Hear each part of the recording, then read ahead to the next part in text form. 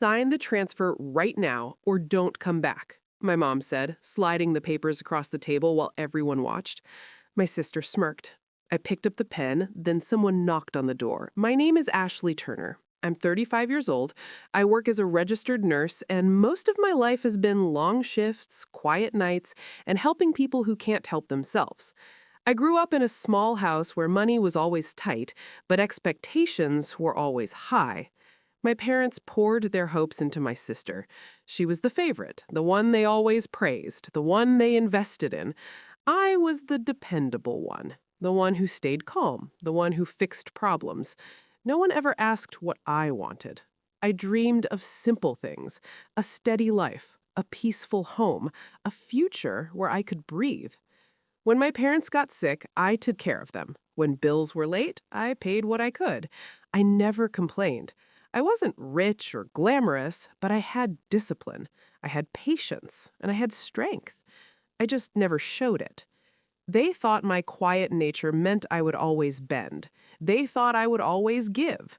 What they didn't understand was that silence is not weakness. It is control. And I had been learning that lesson for years. If you've ever been the one everyone depends on but no one respects, you understand this. Subscribe if you relate to stories like mine. Have you ever felt invisible in your own family? Share your experience in the comments. And before we continue, please like this video or click hype so more people can find these stories. That dinner had not been planned for love or celebration.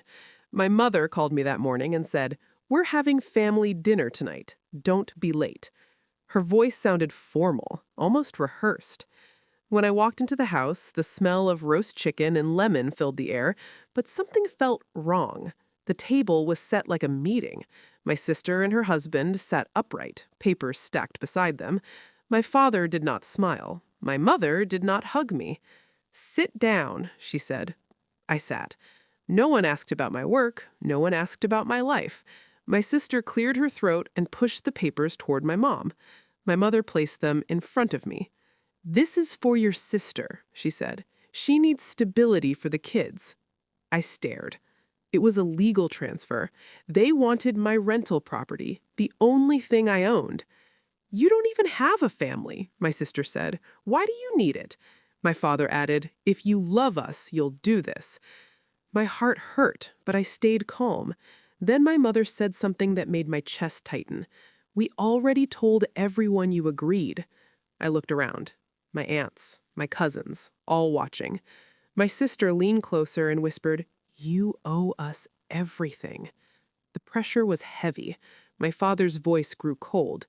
"If you refuse, don't come back." I felt the weight of every year, every sacrifice, every quiet moment. I picked up the pen. The room was silent.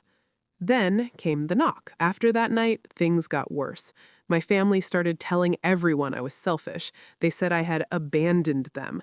Relatives stopped calling, invitations stopped coming. At church, people looked at me with pity. My sister posted things online like, "Some people forget where they come from." I knew they meant me. My parents blocked me from family gatherings. Birthdays passed without a word. I sat alone in my apartment, questioning everything. Was I wrong? Was I cruel?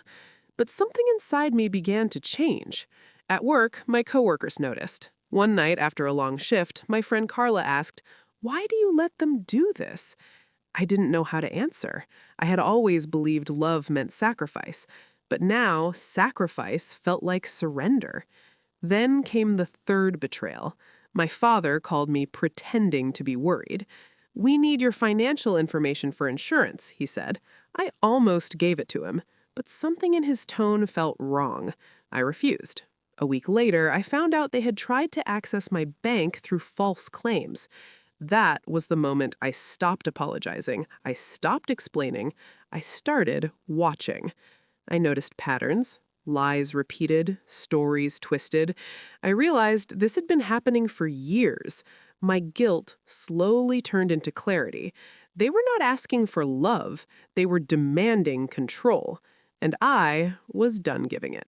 What they didn't know was that I had already begun documenting everything, every message, every voicemail, every threat. During my night shifts, while the hospital was quiet and the sound of machines filled the halls, I researched financial coercion and emotional abuse. I learned the laws, I saved screenshots, I recorded calls. I built a timeline. I saw clearly how long this had been happening. For years, they had pressured me. They believed fear would keep me silent, but I had started to plan. I spoke to someone in secret. I gathered proof. I understood the risks they were taking. The more arrogant they became, the stronger my case grew. I waited. I watched. I let them think they were winning. The dinner was not a trap for me. It was a stage, and they walked right onto it. I had a plan they never saw coming. My greatest support came from someone unexpected. The senior administrator at my hospital, Mrs. Delgado, noticed my stress. She was calm and wise. One evening, she said, "Kindness is not surrender." She helped me find a lawyer. She helped me organize my evidence. She reminded me that protecting myself was not betrayal, it was survival. With her guidance, I became steady. Meanwhile, my family grew bold. They believed I would break. My mother called and said, "We'll meet again. This time you will sign." My sister even planned a celebration. I pretended to hesitate. I asked questions. I acted unsure. Their confidence grew. They thought I was weak. They thought pressure would work. Every step they took only strengthened my resolve. The tension built inside me like quiet fire. When the knot came that night, my father opened the door. A man in a suit stood there, my lawyer. I had invited him. He walked in calmly and placed a folder on the table. "This is a 42-page report," he said. My mother laughed nervously. "What is this nonsense?" He began reading. Recordings, messages, evidence of manipulation, attempts to access my accounts. The room changed. My father's face turned pale. My sister shouted, "This is a lie!" The lawyer replied, "We have proof." My relatives looked at my parents with shock. My mother tried to interrupt. He continued. He explained the legal consequences.